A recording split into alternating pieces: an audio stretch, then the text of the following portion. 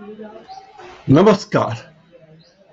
Film ची के इस एपिसोड में आपका स्वागत है। आज मैं बात करूंगा सत्यजीत रे की। सत्यजीत रे की मैंने हाल ही में 5 फिल्में देखी हैं। उन पांचों फिल्मों के बारे में कुछ कुछ बताऊंगा और आप ये फिल्में कहां देख सकते हैं ये भी। तो शुरुआत करते हैं कि आखिर सत्यजीत रे इतने महान फिल्मकार क्यों माने गए, क्यों उन्हें देश के सबसे बड़े सम्मानों से नवाजा गया, उन्हें दुनिया के सबसे बड़े सम्मानों से नवाजा गया। आखिर उनकी फिल्मों में ऐसा क्या था, इसी बारे में बात करूंगा। हाँ, अगर आपने मेरा चैनल लाइक नहीं किया है, सब्सक्राइब नहीं किया है, तो चैनल को लाइक कर लीजिए, सब्सक्राइब कर लीजिए। ये मेरा फिल्म पर केंद्रित चैनल है और इसे सब्सक्राइब कर लीजिए। इसका लिंक कमेंट बॉक्स में है। तो दोस्तों, आज बात ये करेंगे कि आखिर सत्यजीत रे को इतना महान फिल्मकार क्यों माना जाता है और उन्होंने फिल्मी दुनिया में आखिरकार ऐसा किया क्या, उनका भारतीय सिनेमा में या विश्व सिनेमा में क्या योगदान रहा है। उनकी फिल्में देखने के लिए आपको एक अलग दृष्टि चाहिए। वे केवल फिल्मकार नहीं थे, वे लेखक थे, प्रकाशक थे, चित्रकार थे, फिल्म आलोचक थे और इस सबसे बढ़कर उन्होंने अलग अलग विधाओं में काम किया। उन्होंने 2 नए फ़ॉन्ट भी, जी हाँ, छापा खाने में लगने वाले फ़ॉन्ट उन्होंने खुद बनाए। ये उनकी खूबी थी। उनकी फिल्में होती थी लोकल, यानी बांग्ला में थी या भारतीय भाषाओं में थी, लेकिन उनकी पहुंच ग्लोबल थी और उन्हें विश्व स्तर पर इसके लिए ख्याति मिली। ऑस्कर कमेटी ने उन्हें लाइफ टाइम अचीवमेंट पुरस्कार दिया। तब वो कोलकाता में अपने घर पर थे और बहुत स्वस्थ नहीं थे। वे भारत के इकलौते हिंदुस्तानी हैं जिन्हें ऑस्कर ने लाइफ टाइम अचीवमेंट पुरस्कार देने के लिए उनके घर तक जाने का रास्ता चुना। उन्हें 1965 में पद्म भूषण मिला था। उसके 9 साल बाद 1976 में पद्म विभूषण मिला। फिर उन्हें 1992 में भारत का सर्वोच्च सम्मान दादा साहब फाल्के अवार्ड मिला। यानी वे ऐसे शख्स थे जिन्हें पद्मश्री से ऊपर के तमाम देश के सर्वोच्च प्रथम, द्वितीय, तृतीय सम्मान मिले, ऑस्कर मिला और उनकी करीब 3 दर्जन फिल्मों को 32 राष्ट्रीय पुरस्कार मिले। ये कोई छोटी मोटी बात नहीं है। सत्यजीत रे को जितनी इज्जत भारत में मिली, पूरी दुनिया में वो इज्जत मिली। 79 में 11वें मॉस्को इंटरनेशनल फिल्म फेस्टिवल में उन्हें सिनेमा पे सम्मान के लिए खास सम्मान दिया गया। वेनिस फिल्म फेस्टिवल में उन्हें 1982 में गोल्डन लायन पुरस्कार दिया गया। चार्लिन चैपलिन के बाद वो दूसरी हस्ती हैं जिन्हें ऑक्सफोर्ड विश्वविद्यालय ने डॉक्टरेट की मानद उपाधि दी। वे दूसरे फिल्मकार हैं। उनके बारे में छोटी सी बात बता दूं, 2 मई 1921 को उनका जन्म हुआ था कलकत्ता में। पिता की मौत हो गई थी। जीवन संघर्षों से भरा रहा। प्रेसिडेंसी कॉलेज में पढ़ाई की, शांति निकेतन में भी पढ़ाई की, फिर एक विज्ञापन एजेंसी में काम किया। विज्ञापन एजेंसी में क्रिएटिव हेड थे, तो विज्ञापन एजेंसी ने उन्हें लंदन भेजा ताकि वे अपने काम को और बढ़िया कर सकें। 6 महीने की ट्रेनिंग थी। इसी दौरान उन्होंने वहां एक फिल्म बाइसिकल थीव्स देखी जो मूलतः इटली की फिल्म थी। इसके बाद उनका सपना जागा कि मुझे फिल्म बनानी है। पैसे नहीं थे, पत्नी के जेवर तक गिरवी रख दिए। 1955 में पहली फिल्म बनी पाथेर पांचाली। 71 साल की उम्र में 1992 में लंबी बीमारी के बाद कोलकाता में उनका निधन हुआ। अब मैं बातें करता हूं उनकी 5 प्रमुख फिल्मों के बारे में कि आखिर वे 5 प्रमुख फिल्में, उनकी फिल्में तो बहुत सारी थी लेकिन उनकी 5 प्रमुख फिल्मों के बारे में बात करता हूं। ये फिल्में आप कहां देख सकते हैं।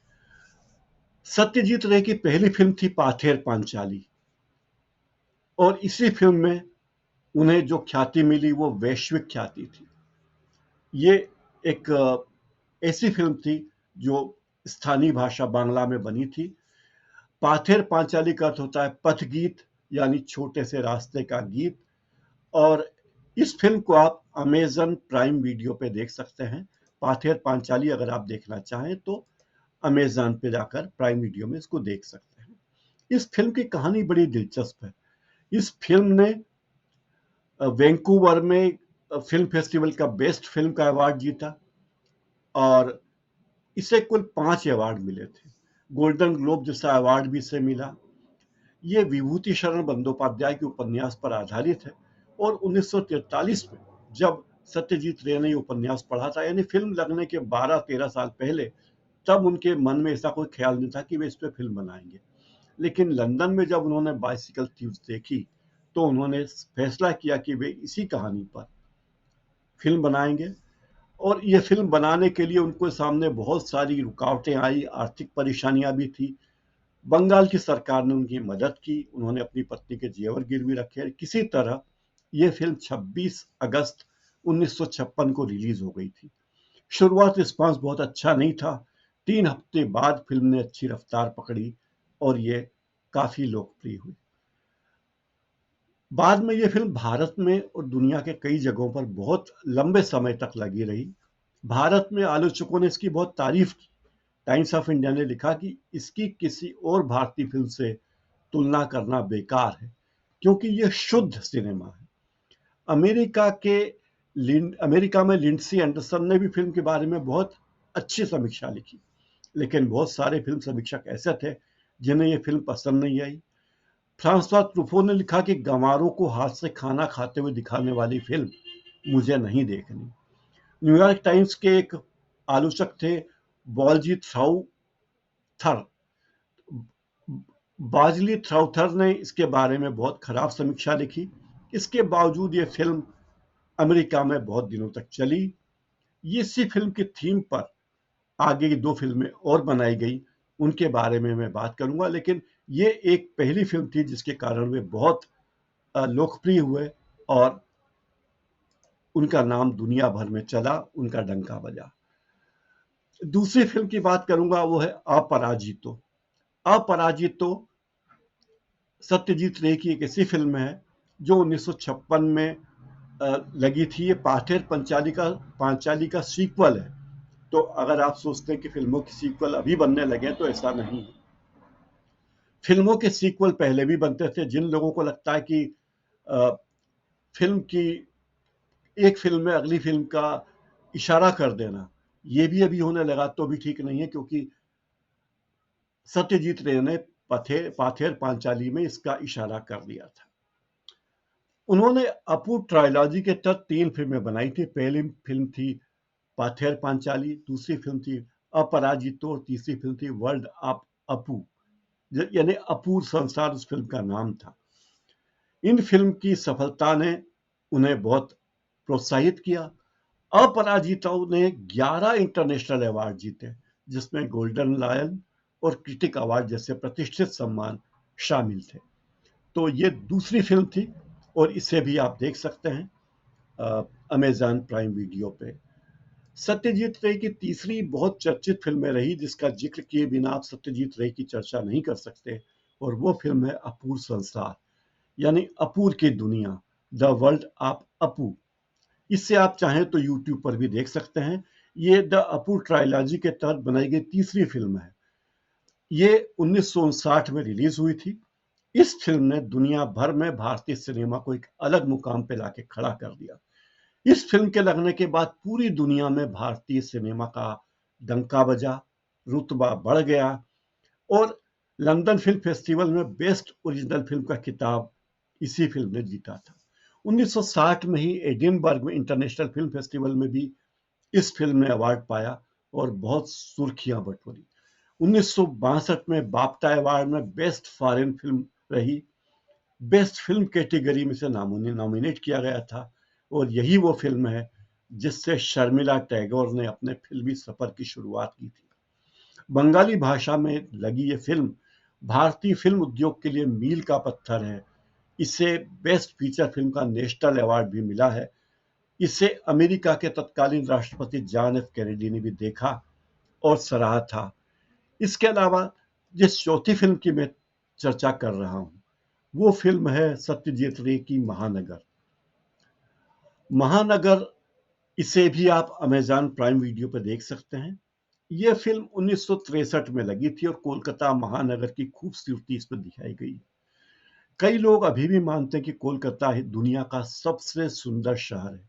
सबसे सुंदर शहर है जहाँ संस्कृति एक खास तरीके से मिलती है, जहाँ लोग सबसे ज़्यादा सहयोगी स्वभाव के हैं, जहाँ रूढ़ियाँ भी है और आधुनिकता भी है। इसमें एक पति और पत्नी की कहानी थी जो करियर उनकी दो राहों पर ले जाता है। रोजगार का मुद्दा है, इसमें समाज है, रूढ़िवादी परंपराओं के रक्षक हैं, नई और उदार सोच रखने वाले लोग हैं। और इस फिल्म के दोनों पात्र जो पति पत्नी हैं, इन्हीं आदर्शों के बीच फंसे रहते हैं। उस कहानी को सत्यजीत रे ने अपनी फिल्म में उकेरा और फिल्म बहुत पसंद की गई। इस फिल्म में माधवी मुखर्जी प्रमुख नारी पात्र थी और अनिल चटर्जी हीरो थे। दोनों की शानदार एक्टिंग ने इस फिल्म को और भी जबरदस्त बना दिया। और मजेदार बात यह कि इस फिल्म में वहां की तत्कालीन राजनीति को भी बड़े मनोरंजक तरीके से दिखाया गया था। इस फिल्म से जया बच्चन ने सिनेमा में कदम रखा था। पूरी दुनिया में इस फिल्म की तारीफ हुई थी। 1964 में 14वें बर्लिन इंटरनेशनल फिल्म फेस्टिवल में सत्यजीत रे को बेस्ट डायरेक्टर का गोल्डन बियर अवार्ड मिला था, वो भी इसी के लिए।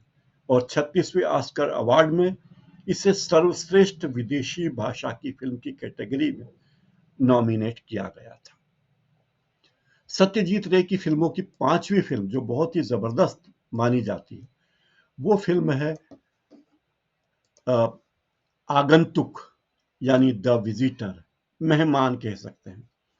ये 1991 में रिलीज हुई थी और सत्यजीत रे की आखिरी फिल्म थी। यानी आप देखिए, सत्यजीत रे की फिल्म पहली फिल्म से लेकर आखिरी फिल्म तक उन्होंने जो भी फिल्में बनाई वो बेहतरीन फिल्में थी। लेकिन ये फिल्म बड़ी मजेदार इसलिए कि इसमें उत्पल दत्त एक बेहद अमीर महिला के लंबे समय से खोए हुए बड़े चाचा का दावा करते हैं। ये दावा संदेह पैदा करता है और कई सवाल दर्शकों के मन में है। कुछ का जवाब फिल्म देती है, कुछ का जवाब नहीं देती। बड़ा सस्पेंस है। इसके साथ ही इस फिल्म को कोलकाता की बड़ी खूबसूरत जगह दिखाई गई है। इसे हबुए फिल्म अवार्ड से सम्मानित किया गया था। इसमें उत्पल दत्त के साथ ममता शंकर थी, दीपांकर दे थे, धृतिमान चटर्जी, प्रमोद गांगुली और रवि डे लीड रोल में थे। जब इस फिल्म की शूटिंग हुई तब सत्यजीत रे काफी बीमार रहते थे, लेकिन उन्होंने इस फिल्म पर इसका कोई असर नहीं पड़ने दिया। सत्यजीत रे की पहली जो फिल्म थी पथेर पांचाली, उसे ही 1 दर्जन से ज्यादा अंतरराष्ट्रीय पुरस्कार मिले। वो कांस, वेनिस, बर्लिन, ऑस्कर, कितने ही पुरस्कार उन्हें मिले। वे एकमात्र फिल्म निर्देशक थे जिन्हें भारत रत्न से सम्मानित किया गया। तो सत्यजीत रे की फिल्मों को देखे बिना ऐसा ही जैसे कि चांद और सूरज के दिखे बिना रहना है। बंगाली में एक बात कही जाती है। ये बात जापान के फिल्मकार अकीरा कुरोसावा ने भी कही कि अगर आप सत्यजीत रे की फिल्मों को नहीं देखते हैं तो लगता है कि आप इस दुनिया में ही नहीं हैं। इतना ज्यादा महत्व उनका है।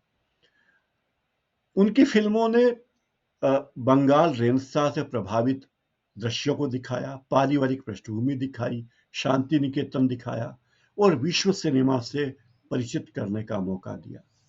वे जॉन फोर्ड, विली वाइडलर, आस्लर वेल्स, फ्रैंक कैप्रा जैसे हॉलीवुड के दिग्गज कलाकारों के काम को बहुत बारीकी से देखते और जानते थे। उन्होंने अमेरिकी फिल्मकार जियां रेनुआ से मुलाकात की थी और लंदन में अपनी एडवर्टाइजिंग की दुनिया में रहते हुए इतावली दिग्गज विक्टोरियो डी सिका की फिल्म बाइसिकल थीव्स पर भी चर्चा की, इन फिल्मों की चर्चा की और उन्होंने एक नई दृष्टि बनाई। मजेदार बात है कि उनकी फिल्मों के निर्माण के तरीके एकदम अलग थे।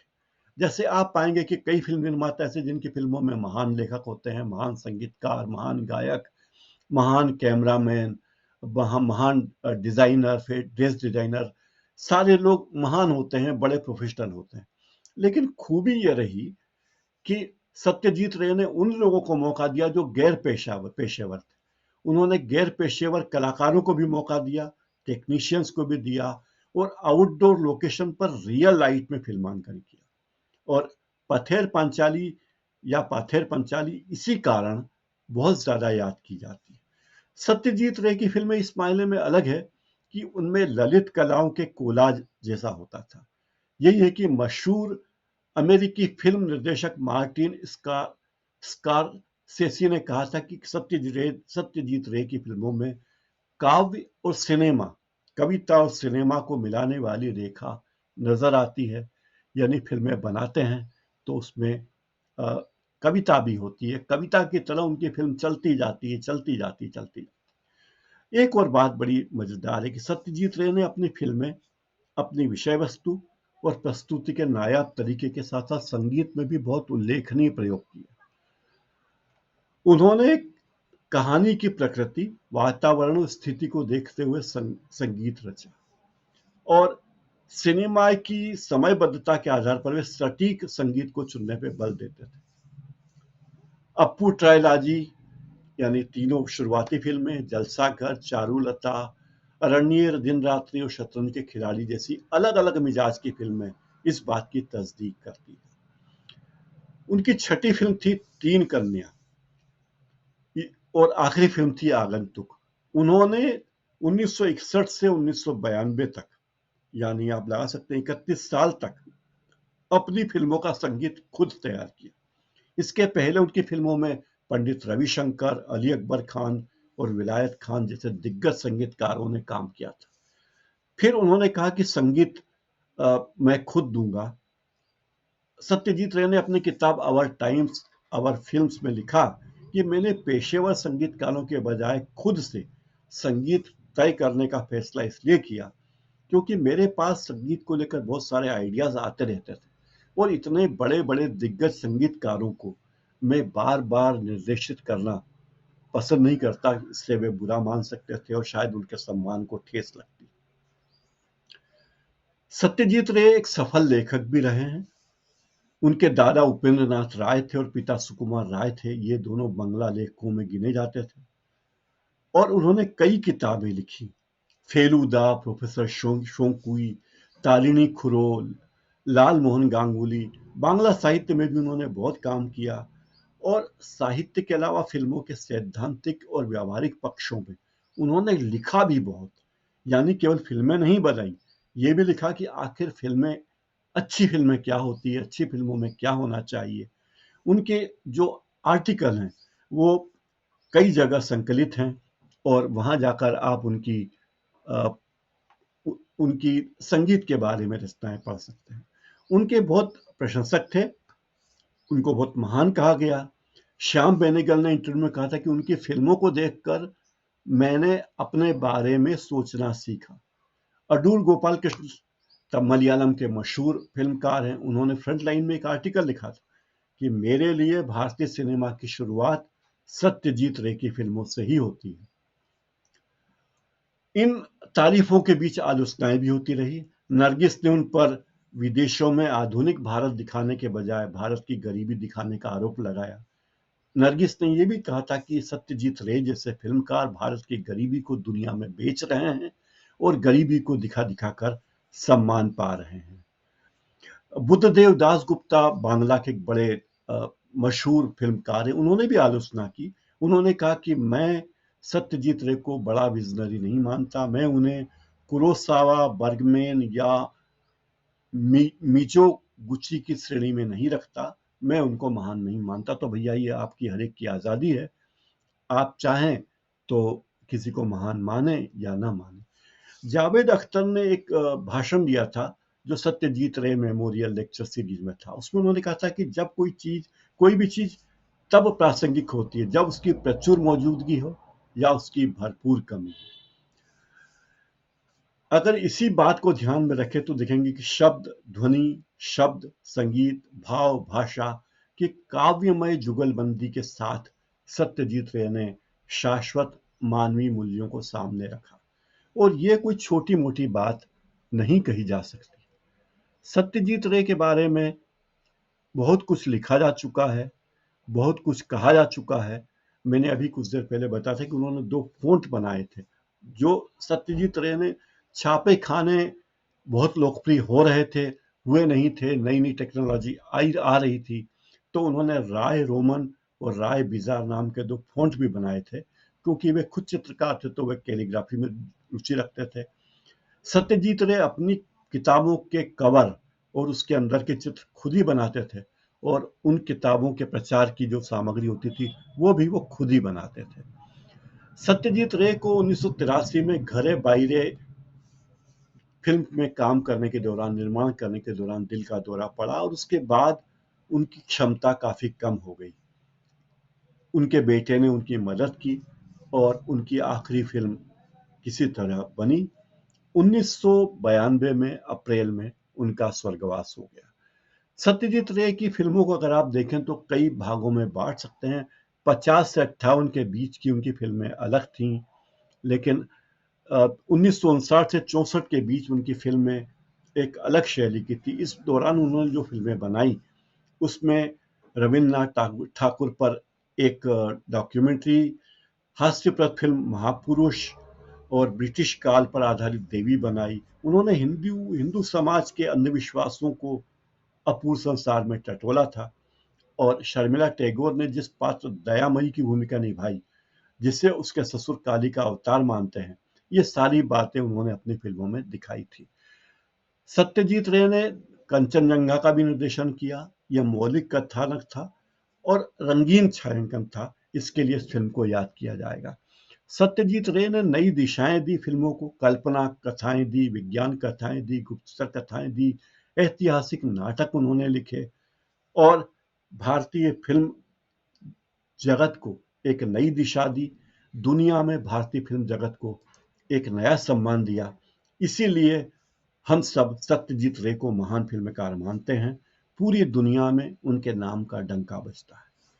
उनके स्वर्गवास को काफी समय बीत चुका है, 3 दशक से ज्यादा हो गए हैं, लेकिन अभी भी आप उनकी फिल्मों को नजरअंदाज नहीं कर सकते। तो मैंने बताया सत्यजीत रे की जिन 5 फिल्मों को है, उसमें अमेज़न प्राइम पर जाकर आप आगंतुक, द विजिटर अभी भी चाहे तो देख सकते हैं।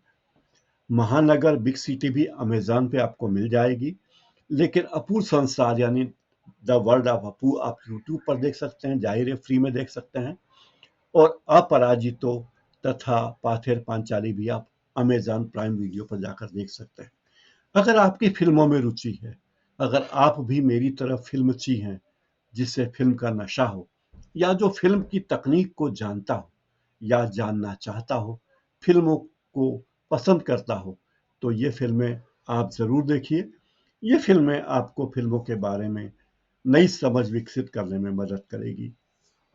बहुत बहुत धन्यवाद। और हाँ, मेरे इस चैनल को लाइक कर लीजिए, सब्सक्राइब कर लीजिए और बेल आइकन जरूर दबा दीजिए, ताकि मेरे आने वाले कार्यक्रमों की सूचना भी आपको मिलती रह सके। मेरी कोशिश होगी कि मैं मशहूर फिल्मों के बारे में, विश्व की ख्यात फिल्मों के बारे में आपसे बात करूं। बहुत बहुत धन्यवाद। नमस्कार।